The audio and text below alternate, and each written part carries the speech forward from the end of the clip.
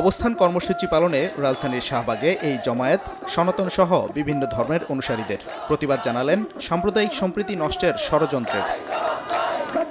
রাজধানী সহ দেশের বিভিন্ন এলাকা থেকে আসা সনাতন ধর্মাবলম্বীরা জানান, অসাম্প্রদায়িক দেশকে অস্থিতিশীল করতে এক শ্রেণীর লোক ষড়যন্ত্রে লিপ্ত হয়েছে। হামলাকারীদের রুখতে সবাইকে ঐক্যবদ্ধ হওয়ার আহ্বান তাদের। জামাতে ইসলাম কোন বিএনপি কোন সবাই কিন্তু আমাদের গ্রামের মসজিদ মন্দির পাহারা দিতেছে। জামাত, বিএনপি এবং ছাত্র যে সংগ্রাম যেই করছে তারা কোনো ভাঙচুর, অত্যাচার, লুটপাট কিছু করে না। কোনো অত্যাচার বা কিছু করুক সেই না, আমরা শান্তিতে চাই। আমরা সবাই একসাথে বসবাস করতে চাই।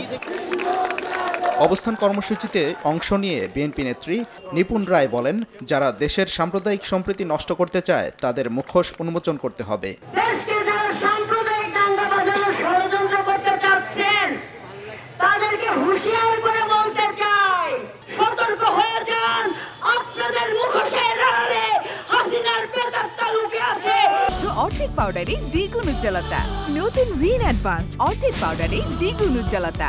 অবস্থান কর্মসূচিতে অতিথি হিসেবে বক্তব্য দেন নাগরিক ঐক্যের আহ্বায়ক মাহমুদুর রহমান মান্না।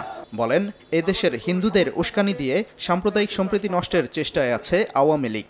মন্দির পাহারা দিচ্ছে পায়ে যাওয়া পাঞ্জাবি টুপি পরা মানুষ। আমি বলতে চাই, বাংলাদেশ হচ্ছে শান্তির দেশ, সম্প্রীতির দেশ। আপনাদের ভয়ের কোনো কারণ নাই। ওরা একটার পর একটা সমস্যা তৈরি করলেও এটা জানবেন আমরা সত্যের পক্ষে।